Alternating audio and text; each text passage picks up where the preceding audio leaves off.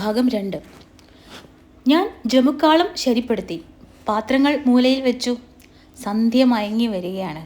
ഞാനും ലോക്കപ്പിനകവും നല്ല വെളിച്ചത്തിലാണ്. ഞാൻ ഇന്നലെ കണക്കിലുള്ളവനല്ല. ദൈവമേ, അതുകൊണ്ട് രാത്രി പട്ടിണി കിടക്കണം. എന്തെങ്കിലും ആഹാരം വരുത്താൻ നന്നായി എനിക്കറിയാം. ഇരുമ്പ് വാതിൽ പിടിച്ചു ബഹളമായി കുലുക്കി വാർഡറെ വിളിച്ചു കൂവി ബഹളമുണ്ടാക്കാം. ജയിലർ, സൂപ്രണ്ട് മുതലായവരെ വരുത്തുകയും ചെയ്യാം. അങ്ങനെ ആഹാരം കിട്ടും. ഞാൻ വിചാരിച്ചു, വേണ്ട. സാഹിത്യത്തിൻ്റെ പേരിൽ എന്തെങ്കിലുമൊക്കെ ചെറിയ ത്യാഗം അനുഷ്ഠിക്കണമല്ലോ. നാടിൻ്റെ സ്വാതന്ത്ര്യത്തിന് വേണ്ടി കുറേയേറെ അടിയിടിയൊക്കെ വാങ്ങിച്ചിട്ടുണ്ട്. വളരെ ദയവോടെ തോക്കിൻ്റെ പാത്തി കൊണ്ട് എൻ്റെ നെഞ്ചത്തിടിച്ച് എന്നെ പതുക്കെ വീഴ്ത്തിയിട്ടുണ്ട്. തെരുവിലൂടെ വലിച്ചിഴച്ച് കൊണ്ടുപോയിട്ടുണ്ട്.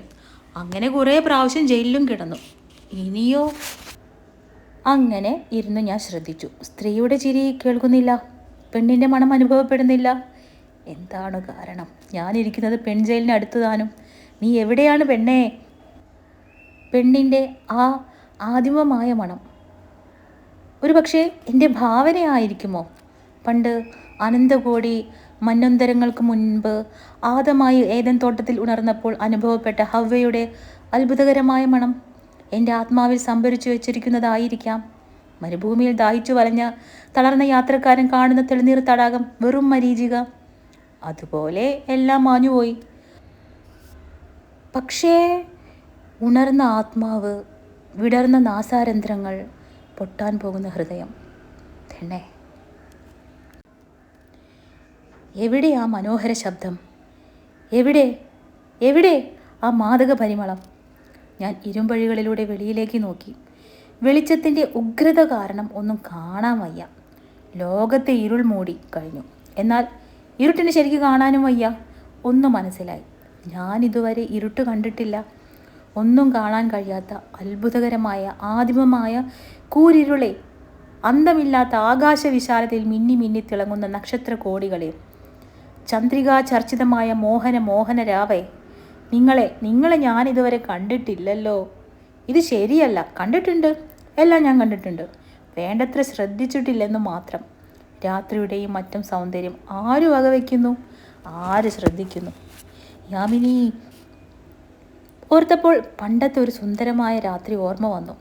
ഒരു ചെറു ഗ്രാമം, പിന്നെ അങ്ങോട്ട് ആയിരം മൈൽ വെറും പൊടിമണൽ നിറഞ്ഞ മരുഭൂമി.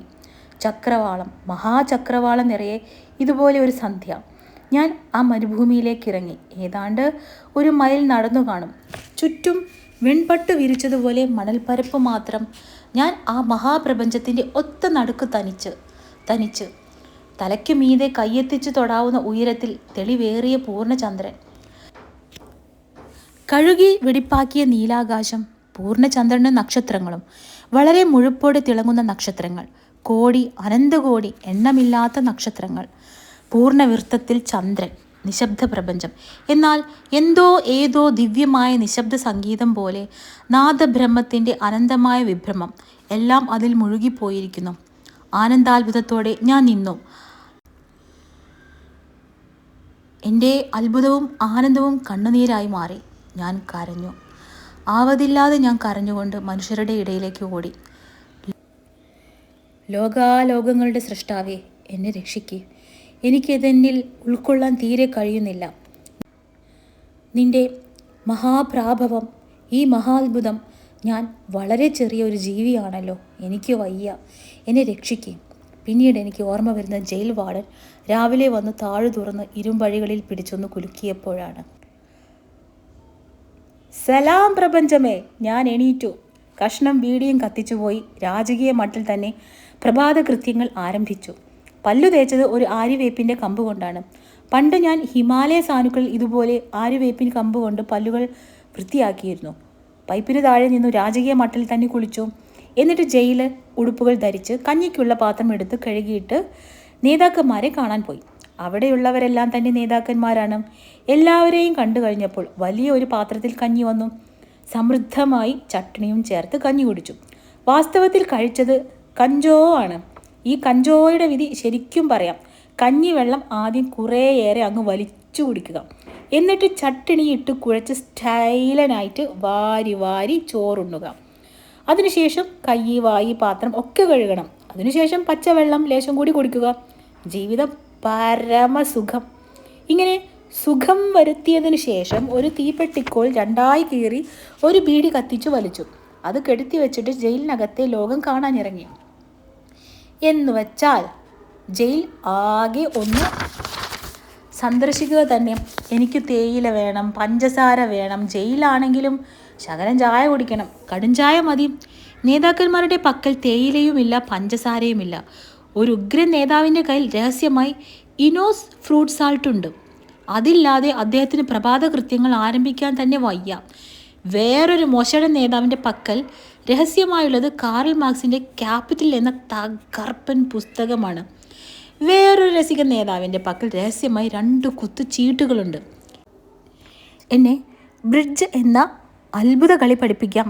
ഞാൻ നേതാക്കന്മാരെ വർജിച്ചു. 1 മാസം കഴിഞ്ഞപ്പോൾ രാജകീയ നിലയിൽ ഡീലക്സ് ലൈഫാണ് നമ്മുടേത്. നമ്മുടെ കൂടിൻ്റെ മുകളിൽ 2 ഇഷ്ടികകളുണ്ട്. അടുത്തു തന്നെ പ്ലാവിൻ്റെ വണ്ണം കുറഞ്ഞ ഉണക്കക്കൊമ്പുകൾ കൊണ്ടൊരു കെട്ട്. അതിനടുത്ത് ഒരു ചെറിയ പാത്രം ചായ ഉണ്ടാക്കാനാണ്. തേയിലയും പഞ്ചസാരയും 2 കടലാസ് കെട്ടുകളിൽ കിടക്കയുടെ അടിയിൽ ചെറു തലയിണകളായി പ്രശോഭിക്കുന്നു.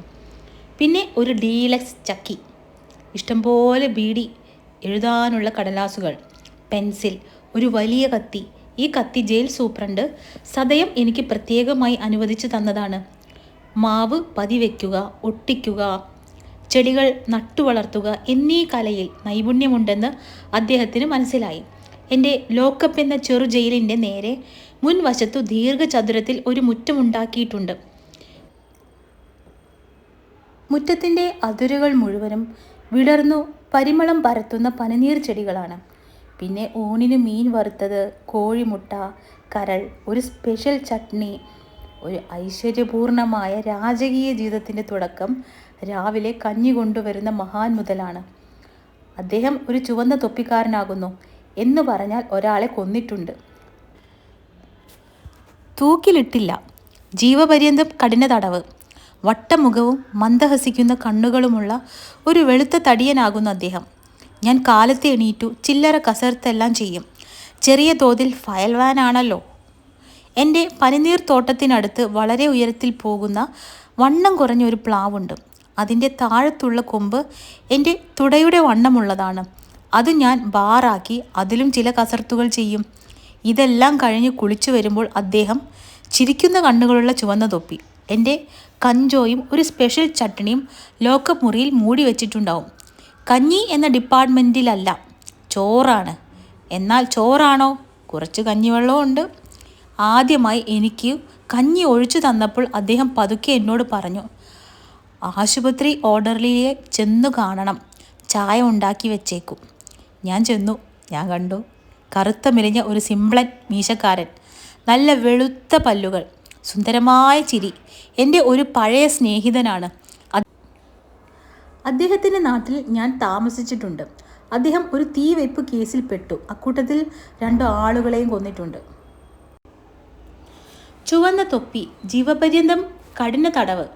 സ്വഭാവ ഗുണം കൊണ്ടും വിദ്യാഭ്യാസം കൊണ്ടും ആശുപത്രി ഓർഡർലിയായി. തേയില, പഞ്ചസാര, മുട്ട, കരൾ, റൊട്ടി, പാല്, ബീഡി എന്നിത്യാദികൾക്കു മേലിൽ ഞാൻ ബുദ്ധിമുട്ടേണ്ട ആവശ്യമില്ല. അങ്ങനെ നോക്കുമ്പോൾ റോസച്ചെടികളുടെ ഒരു വനം ആശുപത്രിയുടെ പിറകിൽ. വേര് പൊട്ടിക്കാതെ മണ്ണോടെ കൊണ്ടുവന്നു നട്ടതാണ്. എൻ്റെ ചിന്ന ജയിലിൻ്റെ മുൻവശത്തുള്ള പനിനീർ തോട്ടം. എൻ്റെ പൂന്തോട്ടം കണ്ടപ്പോൾ നേതാക്കന്മാർക്കും വേണം അത്തരത്തിലൊന്നു വീതം. എല്ലാവർക്കും ഓരോന്നുണ്ടാക്കി കൊടുത്തു. നേതാക്കന്മാർ പുറം ലോകവുമായി സമ്പർക്കം പുലർത്തി വന്നു. ജയിൽ വാർഡർമാർ വഴിയാണ്. എഴുത്തുകൾ കൊണ്ടുപോകും, എഴുത്തുകൾ കൊണ്ടുവരും. അതിനൊക്കെ പണച്ചെലവുണ്ട്. വെളിയിൽ നിന്ന് രാത്രികാലങ്ങളിൽ ചില പൊതികൾ ഉയർന്ന മതിലിനു മീതെ കൂടി അകത്തു വീഴും. കാലത്തെ നേതാക്കന്മാർ അതെല്ലാം പെറുക്കിയെടുക്കും. കായ് വറുത്തത്, ശർക്കര ഉപ്പേരി, നാരങ്ങ അച്ചാറിട്ടത് മുതലായവ. ചിലപ്പോൾ ചെറിയ ടിന്നുകളും പാട്ടകളും പെറുക്കാൻ ഞാനും കൂടും. ഒരു ദിവസം ഒരു നേതാവ് എനിക്ക് ശകലം നാരങ്ങ ഉപ്പിലിട്ട് തന്നു. എന്തൊരു രുചി! എത്ര അമൂല്യമായ ഒരു പദാർത്ഥം! അത് തന്നപ്പോഴുള്ള അദ്ദേഹത്തിൻ്റെ ഒരു മുഖഭാവം, അതിൻ്റെ ഗുണഗണങ്ങളെപ്പറ്റി ഒരു മഹാകാവ്യം തന്നെ രചിച്ചു കൊടുത്താലും നമ്മുടെ കടമ തീരുകയില്ല. ഞാൻ അങ്ങനെ എൻ്റെ സുഹൃത്തുക്കളോടും ശിഷ്യന്മാരുമായ ചുവന്ന തൊപ്പിക്കാരോടും ചേർന്ന് സസുഖം വാണരുളുന്നു.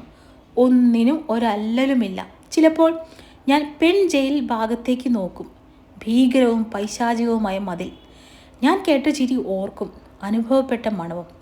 ഞാൻ ആ പൂന്തോട്ടത്തിൻ്റെ അടുത്തുള്ള പ്ലാവിൽ വലിഞ്ഞു തൂങ്ങിക്കയറും. നേതാക്കന്മാരും മറ്റും ഊണ് കഴിഞ്ഞ് ഉച്ചയ്ക്കൊന്ന് മയങ്ങുന്ന സമയത്താണ് പ്ലാവിൻ്റെ ഉച്ചിയിൽ ഞാൻ കയറി നിൽക്കും. സ്വതന്ത്ര ലോകത്ത്, അല്ലെങ്കിൽ എന്ത് സ്വതന്ത്ര ലോകം? ഭൂഗോളം തന്നെ ഒരു വലിയ ജയിലാണല്ലോ. ഏതായാലും വൻമതിലിനു വെളിയിൽ ദൂരെയുള്ള റോഡേ സ്ത്രീ പുരുഷന്മാർ ഈ ചെറിയ ജയിലിലെ വിവരങ്ങളൊന്നും അറിയാതെ നടന്നു പോകുന്നു. സുഹൃത്തുക്കളെ, ഒന്നിങ്ങോട്ട് തിരിഞ്ഞു നോക്ക്. ഞാൻ പറയുന്നത് സ്ത്രീജനങ്ങളോടാണ്. ഒന്ന് തിരിഞ്ഞു നോക്കൂ. നിങ്ങളെ ഒന്ന് കണ്ട് കൺകുളിർപ്പിക്കട്ടെ. അങ്ങനെ കുറെ കഴിഞ്ഞ് താഴെ ഇറങ്ങിപ്പോരും. ഞാൻ ഈ പറയുന്നത് ജയിലിലുള്ള ഓരോ പുരുഷനും പറയാൻ കഴിയും. എൻ്റെ വികാരങ്ങൾക്കു തന്നെ ഓരോ ജയിൽ പുള്ളിയുടേതും എന്ന് വിചാരിക്കുക. ഞങ്ങളുടെ ഏകാന്ത രാത്രികൾ, ഞങ്ങളുടെ ഏകാന്ത ചിന്തകൾ, ഞങ്ങളുടെ ലൈംഗിക സ്വപ്നങ്ങൾ, ഏതായാലും ഞങ്ങളുടെ ഹൃദയങ്ങളിലേക്ക് ചുഴിഞ്ഞിറങ്ങാതിരിക്കുന്നതാണ് നല്ലത്. ഞാൻ എൻ്റെ പനിനീർത്തോട്ടത്തിൻ്റെ നടുക്ക് ചുമ്മാ നിൽക്കും. ചുറ്റുവിടർന്ന് സൗരഭ്യം പരത്തുന്ന പുഷ്പങ്ങൾ. സൗന്ദര്യമുണ്ട്, മണവുമുണ്ട്, പക്ഷെ എന്തോ ഒന്നില്ല. ആരുടെയോ എന്തിൻ്റെയോ ഒരഭാവം. എന്താണത്? വേണ്ട, ഈ ചിന്തകൾ നല്ലതല്ല. പെണ്ണിലേക്കാണല്ലോ ചിന്തകളെല്ലാം പോകുന്നത്. ഞാൻ എണീറ്റു നടന്നു. പലേ മതിലുകൾ, പലേ വാതിലുകൾ, എല്ലായിടത്തും വാർഡന്മാരുണ്ട്.